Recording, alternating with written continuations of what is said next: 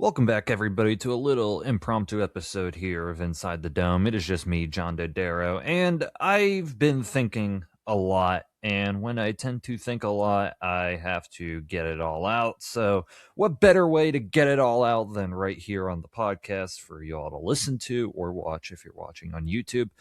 But I gotta get some things off my chest just with one of the discussions that we had on our latest Under the Lights episode, where we discussed the Royal Rumble for probably about 43 minutes, the whole entire Royal Rumble event. So if you want to check out our thoughts, go to that episode. It's only on podcast platforms right now. But I had a lot of thoughts about the main event and who won and what they're setting up. And I listen to other podcasts and other YouTubers who have their opinions on what happened with Roman Reigns and CM Punk. And there are people out there that are calling this absolute cinema. And this is like the greatest thing that they've done in years.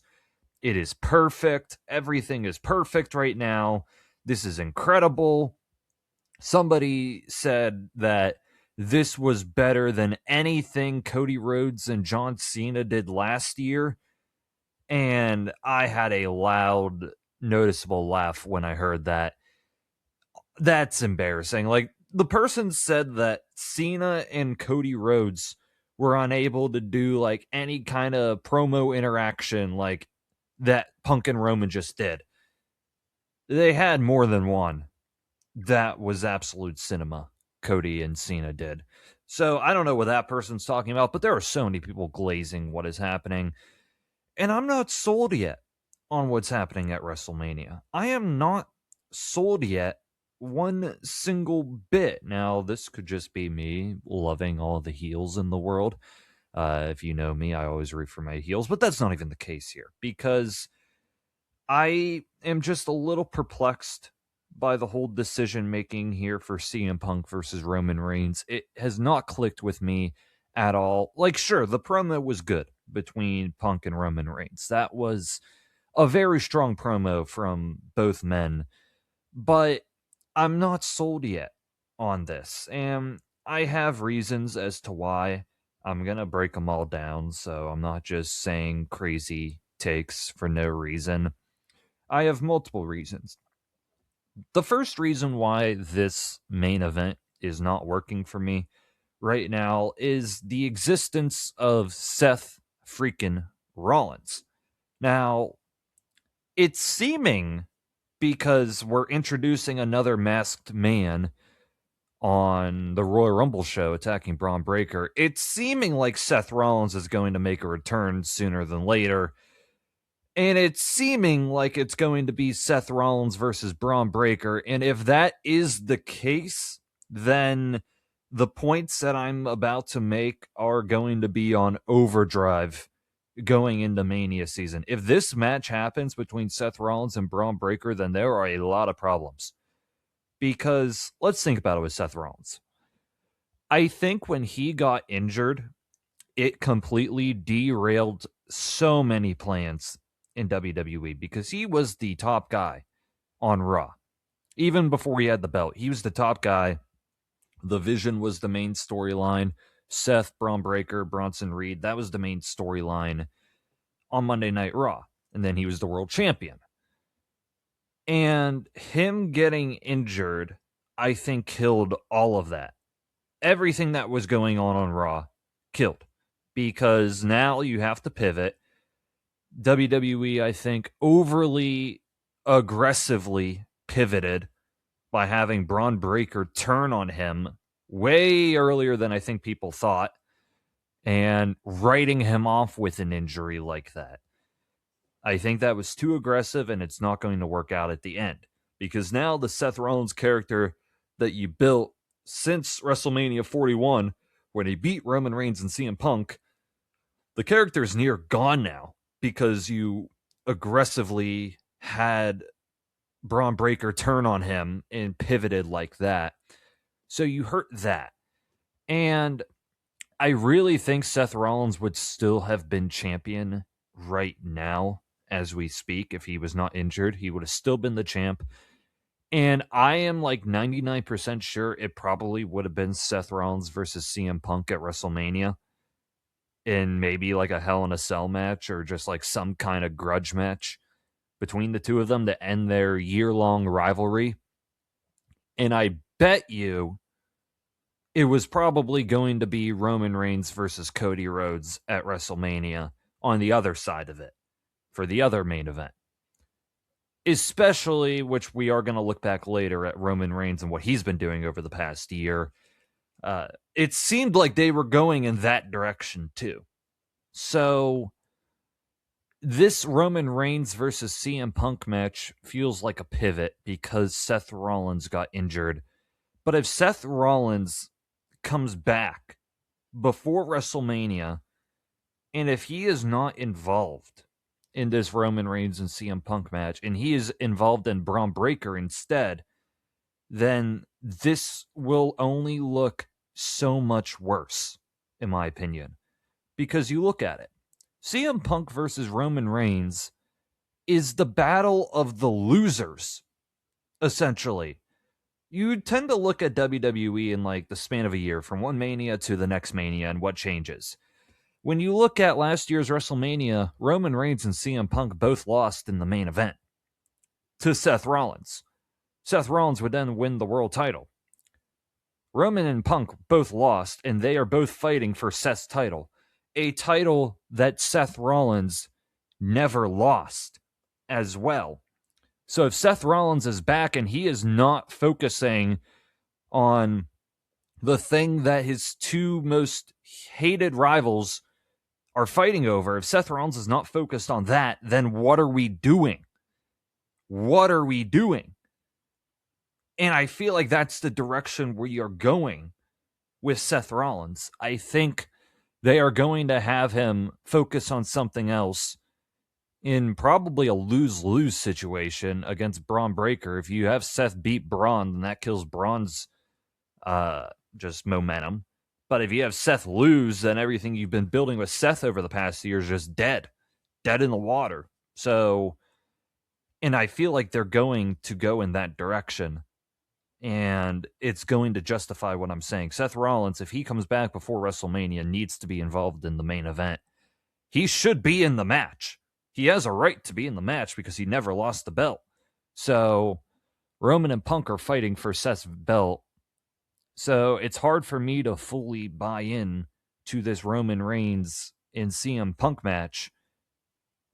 Unless to this point will be two things. Either one, Seth is put into the match, or two, Seth Rollins isn't even cleared and doesn't even wrestle at WrestleMania, and Braun Breaker is doing something else completely, and maybe Seth Rollins makes a return at WrestleMania. That would be the only other thing to save this. If Seth Rollins is not on TV, then this point can be nullified a little bit. But I don't even know what they're doing with the whole masked man thing. I'm starting to lose interest in it. I'm 99% sure it's going to lead to Seth Rollins versus Braun Breaker. And if that's the case, then this point about Seth Rollins is going to glare heavily on the Roman and Punk match. So that's the first reason why this main event is not working for me right now. The second reason is Roman Reigns.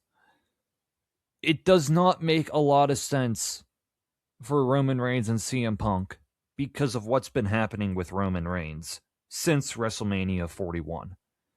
Let's look at everything that Roman Reigns has done since WrestleMania 41, because it's very easy to do this because Roman Reigns does not show up on TV much. So we're just going to go through it. After Roman lost to Seth and Punk, he returned on Raw to kind of save CM Punk. He kind of saved him. And then he got attacked by Braun Breaker and Rollins and was out for months to take a vacation. He comes back near SummerSlam, teams with his cousin Jey Uso to team with Bronson Reed, or team against Bronson Reed and Braun Breaker at SummerSlam. Reigns and Uso win, and Jey Uso kind of got the win too. And then Roman stays on TV for a little bit after SummerSlam, and he fights Bronson Reed at Clash in Paris. Roman Reigns wins, but Bronson Reed and Braun Breaker both take him out. So Roman goes away for another month to film Street Fighter. At least he had a reason to take a break. Roman Reigns returns about a month later, and he wants a rematch with Bronson Reed at Perth. This is at. And then Bronson Reed beats Roman Reigns. First person to pin Roman Reigns in a one-on-one match since Cody Rhodes. And then after the match, Roman Reigns is mad at the Usos for interfering. Roman said that it's not the same anymore. And he doesn't want to see the Usos until Christmas. It was a good moment. It was a good moment to realize that things are not the same anymore. So then, this is about in like October. So then we go to November. Roman takes another month off. And now it's War Games time. And Roman Reigns kind of just forgets about the whole I don't want to see you Usos until Christmas and decides to team with Jey Uso in War Games along with Punk and Cody. So we're kind of already forgetting about the whole Uso thing. And the whole Uso thing is interesting too because they were building a storyline where Jey Uso was starting to become too much like Roman Reigns. And Roman Reigns was trying to make Jey Uso more like Roman Reigns. He was trying to make Jey Uso tap into his serious side. It seems like we've completely abandoned that as well, as Jey Uso is running it back in the Royal Rumble. He's as happy as ever. He's in a tag team now with Jimmy Uso, completely regressing from whatever story they were telling back then. Maybe they'll go back to it. Maybe. I don't know. Maybe. It doesn't look like it, they are. But they completely moved on from the whole Roman Reigns and the Usos storyline completely. But I digress. So, War Games is happening. And Roman did tease, like, ooh, maybe I should go after a belt. One of the two belts at some point, targeting Punk and Cody. But then we get War Games. The War Games match was very forgettable, and the whole Mystery Man angle failed miserably, considering it was Austin Theory. Complete failure, but whatever. But the interesting point is, after the match, Roman Reigns picks up CM Punk and fist bumps him, Zebra style. They seem on good terms. But then the interesting angle was Roman Reigns and Cody Rhodes. They didn't fist bump or shake hands or anything. They didn't help each other up to their feet. Roman said, I don't want to team with you ever again, to Cody Rhodes. And first off, it's CM Punk who lost the match, not Cody Rhodes. So, problem there anyway. But Roman says, I don't want to team with you anymore. Essentially saying that there is drama between Roman Reigns and Cody Rhodes. Essentially teasing a Roman Reigns versus Cody Rhodes match. That's how Survivor Series, one of your big four events, ended. Flash forward to now, we've essentially forgotten about that. The whole stare down to end War Games, we've completely forgot about. And we're instead focusing on the tiny little moment in the background where Punk was holding the belt over Roman Reigns as they were walking back, something that nobody saw on TV. That's what we're focusing on instead of the tension that was built at the end of War Games between Roman Reigns and Cody Rhodes. So are we just forgetting about that as well? Was that just for nothing? The whole stare down there? I wonder. And I wonder if that's because, like I said earlier, WWE pivoted. It was supposed to be Roman Reigns and Cody Rhodes, and then CM Punk versus Seth Rollins. And then, because you do have to think about it too, they very randomly switched the title on to Drew McIntyre, like, at the beginning of the year, after War Games. So I wonder if the plans changed in January to essentially say, we're going to abandon the Roman Reigns Cody Rhodes storyline. We're going to just forget about what happened at War Games, and we're going to do Drew, Cody, and Jacob, and then have Roman do something else completely. I'm assuming that's what happened. But then again, it's lazy, and it's like, what's the point of Survivor Series? What was the point? It essentially, this whole thing makes Survivor Series way worse. That whole match, it makes that whole event completely forgettable. Something that you don't even want to remember going into this build. You shouldn't want to remember what happened at War Games. You shouldn't want to, because they don't care to remember what happened.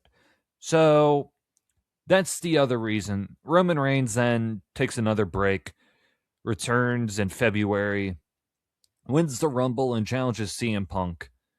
And we've seen them now for pretty much 2 years team together, shake hands, and respect each other at a War Games event, to feuding with each other at Mania, to then teaming up together, shaking hands, and accepting each other at the next War Games event, to feuding with each other again at WrestleMania. It's like, what are we doing with these two? Like, are they cool? Are they not cool?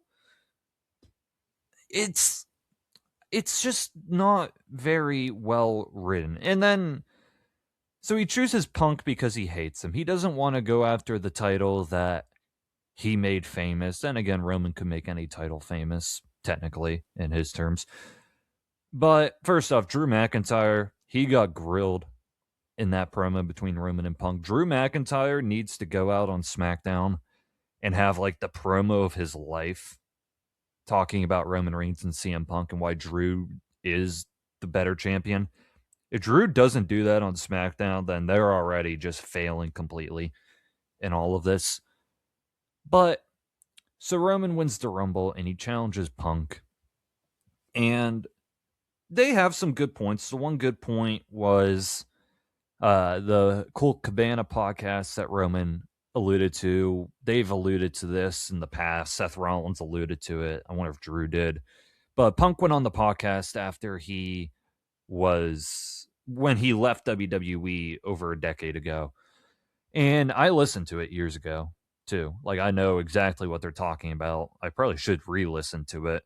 But Punk essentially trashed the entire company, Vince McMahon, and he alluded in the podcast that Vince McMahon wanted Roman Reigns to look strong. And that made the public perception on Roman Reigns worse. And that's why Roman hates Punk. And that's good. That's good. Like, that's a great call out there. But then why did Roman Reigns team with CM Punk twice in War Games? Like, why have we had such a love-hate relationship with each other? Why were they the Z-Bros if Roman hated Punk this whole time? Like, Z-Bros. You know, Zootopia 2? Z-Bros? So, like, but here's the thing. Like, they're scratching for straws to make it compelling. And it is compelling to an extent when you take out all of the background, not of their history together, but just the past year. When you take out what's happened in the past year, yeah, this match looks pretty interesting. Roman Reigns, CM Punk, two big names going at it. Like, that's great. But you have to forget completely about everything that happened from WrestleMania 41 to now for that match to be interesting. Otherwise, you're essentially just forgetting about Roman Reigns' feud with Bronson Reed and Braun Breaker. Like, we're just forgetting about that. And we're forgetting about the love-hate relationship, the fact that they've teamed up twice now, Roman and Punk. They've shaken each other's hands, and they're still fighting at WrestleMania. Like, we have to forget about that for this to be compelling. But here's the thing. I don't forget about those things. That's just how I work. I don't forget about the little details of the past. I am a sucker for really good writing in WWE. I think since WrestleMania 39, they've been peaking with the cinema. So that's why I just don't like when they are forgetting about things that happened in the past. Now, how I would book it to maybe try to save this, first off, Roman Reigns would need to show up weekly. I would be having, because Punk seems to be going in a mini feud with Balor, and they'll probably fight at the Chamber. Roman Reigns should also be on TV, and he should be getting his win back against Bronson Reed. Roman's coming off of multiple losses, one in War Games and one against Bronson Reed. Roman's got to get his groove back technically in the world of storytelling. Roman Reigns should be on Raw next week. If he and Punk aren't interacting, Roman should be calling out Bronson Reed while Punk's doing this, I'm coming after you. I want my revenge on you, Bronson Reed. You beat me. You took off months of my career, technically, kayfabe. I'm coming after you. Roman Reigns and Bronson Reed should be fighting at the Chamber as well. That should be a match. Are we just forgetting about the fact that Bronson Reed beat Roman Reigns and Bronson Reed and Braun Breaker have been feuding with Roman Reigns? Are we just going to forget about that whole storyline as well? Because what I think is going to happen is Roman's not going to be on TV for a bit. Punk is going to be in a little feud with Finn Balor. Punk will have to do some jabs at Roman Reigns. We might not even see Roman again until the Chamber. It could be, instead of what I said, Roman getting his revenge on the Vision while Punk fights Finn. Punk's going to fight Finn, and then Roman Reigns is going to return. So, for the great cinema that everyone is saying happened on Raw this past week, we're not going to get any of it probably until after the Chamber. So what fun is that? What kind of a fun build is that when Roman's not on TV a lot? And that's the other thing. I hate bad writing. I've always hated part-timers too, in big roles. I started watching WWE in 2015. Do you want to know who was the champion when I started watching? Brock Lesnar. And through 2015 to 2020, Brock Lesnar was the champion a bunch of times. He had a 500-day reign with the Universal Belt. And that reign was horrendous because Brock Lesnar barely showed up. It was bad. So when they say Roman Reigns is going to be a champion, again, potentially, that doesn't excite me at all because that means we're not going to see the title that much anymore. We're not. And you have to think about it too. What's the end game with Punk versus Roman Reigns? They're fighting for, essentially, it's the loser. It's the loser match. The two losers of the Seth Rollins triple threat match. It's Seth Rollins' belt. So, what do they even do after this? First off, this match is also very easy to predict. As long as there's no interference, Roman Reigns is probably going to win this match. So is that it? Are we just building towards just another Roman Reigns title run that's not going to be the same because there's no more bloodline story to carry it?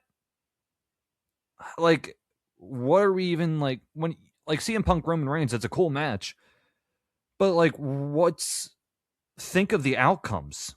Unless there's interference from Seth or other people, if it's a straight up match between Roman and Punk, either A, CM Punk wins, and who even knows what they do with Roman at that point, or B, Roman Reigns wins, and we have a part-time championship run again. Unless Roman's going to be on TV a lot more, but I doubt that at this point. So it's unless you really want that part-time Roman Reigns run, if you think it's going to be cinema no matter what, then sure, that's your opinion, but another Roman Reigns title run just does not excite me all that much. It really doesn't. And it probably would just be a title reign that wouldn't even last long.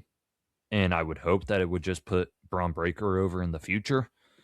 But it just, the match outcome doesn't excite me either. It really doesn't. And they won't be able to build this on a week-by-week basis because Roman Reigns is probably not going to be there every single week. So it's hard for me to get super excited about it. Like I said, if Roman shows up a lot and they tie up loose ends with Bronson Reed to try to remember what happened in the past year, then things could be better. If Seth Rollins maybe gets involved, it could be involved in the main event. It could be better. But I just don't have a lot of faith. I also just think, too, they need to be building future stars more than ever. And you look at this match, CM Punk is old. He probably doesn't have many years left in the WWE.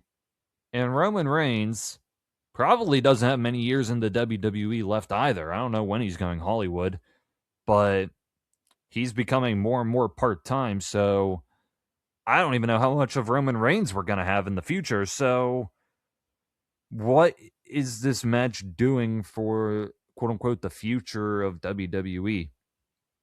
Seemed like when Cena retired, my first instinct was just, this is the time now to push new stars. When Cena retired, the whole event was showcasing NXT. My first instinct is, this is the chance to call up people and to put them in big time positions, like Obafemi's, like Trick Williams, Javon Evans. I even think Ricky Saints and Ethan Page need to come up as well. So this match does nothing though for the future of WWE. It just doesn't, and or at least for people in WWE for the long run, because that's one thing I'll say about Cody Rhodes. He may be 40, but he is looking like he's not going to retire anytime soon. So that's the one thing with Cody Rhodes. This is really just a match for the now. It's probably just going to lead with Roman Reigns winning. If you're excited about that, then sure. If you think that the Roman Reigns title run part 2 is going to be on the same level of the title reign of the past, you're probably kidding yourself. It's probably not going to be as good. He's not going to be there as much. So that just doesn't fully excite me. And they did the whole angle too with like, Roman stepped away so other people could step up and nobody did.